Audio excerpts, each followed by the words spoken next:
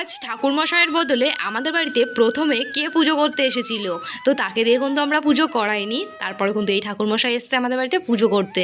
তো কোন ঠাকুরমশাই এসেছিল আগে পুজো করতে, দাঁড়াও আমি তোমাদেরকে দেখাচ্ছি। তার আগে দেখো আমাদের বাড়িতে কিন্তু এখন পুজো বসে গেছে, আর ঘরের পুজো কিন্তু কমপ্লিট হয়ে গেছে, আর বাইরের পুজো কিন্তু এখন হচ্ছে। তো তোমরা তো বুঝেই গেছো যে আজকে আমাদের বাড়িতে কি পুজো হচ্ছে। তো বন্ধুরা, আজকে যেহেতু ভাদ্র মাসের লাস্ট শনিবার, তাই জন্য কিন্তু আমরা প্রতি বছরে কিন্তু এই দিনে, এই লাস্ট শনিবারে কিন্তু আমাদের বাড়িতে পুজো হয়, বাইরে আর ঘরে একসঙ্গে হয়। তো দেখো আগে কিন্তু ঘরেরটা করে এসে তারপরে কিন্তু বাইরে বড় ঠাকুরের পুজো হলো। তো এখানে কিন্তু দিদিরা সিন্নিটা মেখে নিয়েছে। তো এখন কিন্তু সবাইকে কিন্তু বাটিতে বাটিতে করে সিন্নি প্রসাদ, ফল প্রসাদ বাটিতে করে সবাইকে কিন্তু প্রসাদ দিচ্ছিল।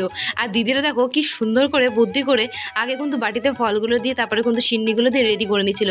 কারণ সবাই একসঙ্গে আসলে দেব মানে দিতে দিতে না কেমন একটা হয়ে যায়, মানে কাকে ছেড়ে কাকে দেবো, সেই জন্য রেডি করে সবার হাতে কিন্তু দিয়ে দিল। খুব সুন্দর করে মানে প্রসাদগুলো দেওয়া কমপ্লিট হয়ে গেছে। তো এবার আমি তোমাদেরকে দেখাই ঠাকুর মশাইয়ের আগে আমাদের বাড়িতে কে পুজো করতে এসেছিল, যার জন্য আমরা তাকে দিয়ে পুজো করালাম না। তো চলো এবার দেখাই তাকে দেখলে কিন্তু তোমরাও পুরো অবাক হয়ে যাবে। এই দেখো আমি এই জায়গাটা লেপে পুছে পরিষ্কার করে দিয়ে গেছি। আর এই দেখো ব্রাহ্মণের বদলে আগে এসে উনি বসে আছে ঠাকুরের জায়গাতে, উনিই মনে হচ্ছে ঠাকুর মশাই, দেখো কিভাবে বসে আছে। তো যাই হোক, পুজো কিন্তু আমাদের কমপ্লিট হয়ে গেছে, ঠাকুর মশাই কিন্তু পুজো করে দিয়ে গেছে। তো আজকে আমাদের বাড়িতে কিন্তু শনি নারায়ণ পুজো হলো।